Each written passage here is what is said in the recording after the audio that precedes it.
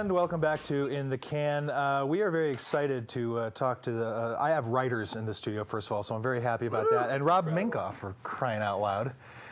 That's right. Yes, just go ahead, cry out loud. And we could talk about your whole life here, but John Lucas, Scott Moore, thanks for joining us. You guys are here with the movie Flypaper, which is premiering tonight at the big theater. We call it the Big House, the Eccles.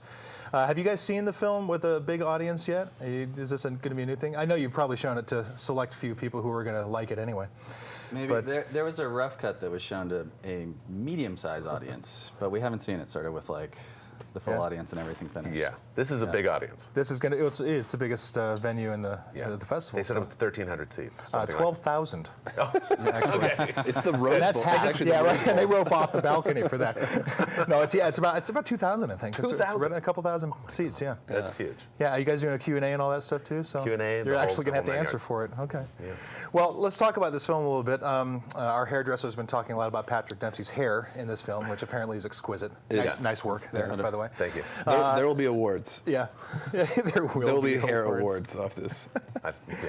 Well, tell us about it. At first glance, it's there's banks and there's two sets of bank robbers and hilarity ensues, but there's more to it than that. Tell us about the story. Well, Patrick plays a character, Trip Kennedy, which is very different from, I think, all the other characters that he's played. He's obviously known right now mostly for his role on Grey's Anatomy, McDreamy, and having met Patrick, obviously, when we started on this picture, that was pretty much the first thing I learned about him was he doesn't like being called McDreamy. Wouldn't you agree? Really?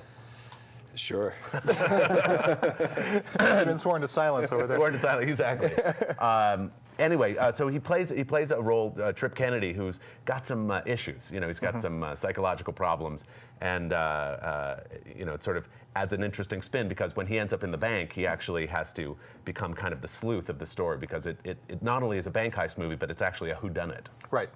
Yeah, and Ashley Judd is in the film as well. The idea, though, is there's actually two groups that are robbing the bank at the same time. You've got kind of the polished professional, Italian job group that comes in, and then you've got a couple of yahoos from down the street who needed to pay rent or something like that. And the idea is they get time locked in. Yeah. And so the story happens overnight, so to speak. Yeah, doesn't it? the movie takes place over one night, and basically the two sets of criminals, from a writing perspective, there's one set that we would like to have been if we were breaking into a bank, and then there's the two that we would be, which are the total idiots trying to rob a bank and having no idea how to even get my ATM to work. So kind of like a Raising Arizona movie, yes, where they're kind of running with the guns. We can't remember their code names. Yes, exactly. There's a whole lot of those jokes, and we actually had to cut a lot of them because after a while you're like, we get it, the guys are dumb. But there's a lot of I think the comedic engine are that's the Tim Blake Nelson and Pruitt Taylor Vince characters who play the lovable but maybe not the brightest bank robbers America's ever seen.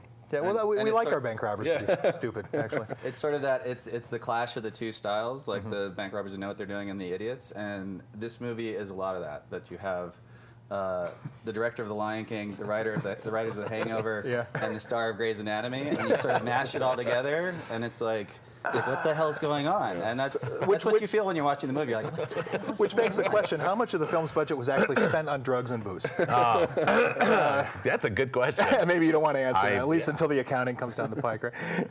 I think so, yeah. No. Well, I mean, and you bring up a good point because there are different styles here. You've had great success with The Lion King, of course, The Hangover, one of my favorite films of all time. But this is a little different than what you guys have done, and the collaboration here obviously was pretty unique. How did you like the experience? Well, for me, it was a great opportunity to kind of branch out and do something that I'd never done before, and I kind of have always loved dark comedy and this sort of kind of off the wall. I love a film where people actually can get killed and you still laugh. Yeah. I laughed when the lion dies in The Lion King, though. I hope that's not weird. Is that weird? I think you missed the mark on that. Yeah. I know. Yeah, I know. We were going for something a little bit. But that was what I loved so much about the script when I first read it. And I actually had met John and Scott a few months before The Hangover came out, so they were just. So you knew them before they were big stars. Kind of, yeah. And we had a great meeting about a different project. And we met on our private island. We have an island made out of money. It's like a money island. Who are you kidding? It's Disney's island. It's Disney's island you met on. Yeah. But it was, it was a good meeting, but nothing actually came of it. And then suddenly I got offered to read at least this the script that they'd written. Actually, was the first script that they'd written together 12 years ago. Yeah, this is the script that started the whole thing, for better or worse. Well, you guys are kind of joking about it now that you've actually written a hit film. Now your emails and your phone messages and stuff, people actually We're want incredibly powerful people now. secure those and put those on the shelf. Sure. You Well, can probably I know feel, I mean, you that. feel it coming off us. Like I know. That's why I'm sitting over here. I can't stand the heat. I'm not wearing my Kevlar or my. Yes. Yeah. Writers run Hollywood. You know that. Yeah. It's a writer-driven industry. So. Now I know you're full of it because I am a writer.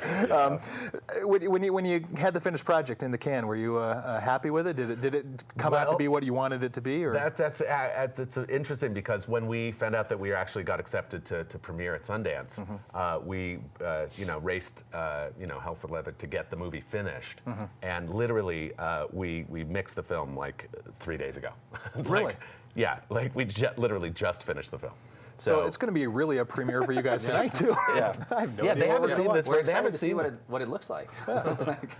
So we were talking with David Courier, one of the senior programmers here at the festival, and talking about the fact that they screen so many films every year to get into the festival, and how many filmmakers literally wait till that very last minute. There's always something to do and always a tweak, and they're pretty flexible with that. They understand that there's going to be a sound issue here or something like that too. Is that normal in your experience? I mean, every film is such its own animal, really, when it comes to production. Sure. I mean, I think this is very different. Doing an independent film, premiering at Sundance, it's quite different than doing a studio picture. So it's its own thing. I don't know. It's different. Yeah, we'll find out tonight, right? Are you guys excited? You're going to be there, obviously. There'll be a Q&A after. Yeah, we're fired up. What other screenings do you have during the week? I know that we're getting toward the end of the festival, but people do have time. A lot of the locals are coming in to catch the films out. Everybody's starting to leave. So when can we see the film? We have the screening tonight at 9:30 at Eccles, and then tomorrow, Saturday, and I think it's in the morning. I'm not sure of the time. Okay, but you can check the film guide, check online. You can find out exactly when this is playing. Guys, thanks for coming in. Thank you so much for having us. Excited to see it. I mean, I'm impressed with all your work on different levels, and it's nice to see you all together and having a moment. Yeah, the film is called Flypaper. Director Rob Minkoff and writers John Lucas, Scott Moore. Thanks for joining us. We have more in the can. We'll wrap up in a moment. Stay tuned.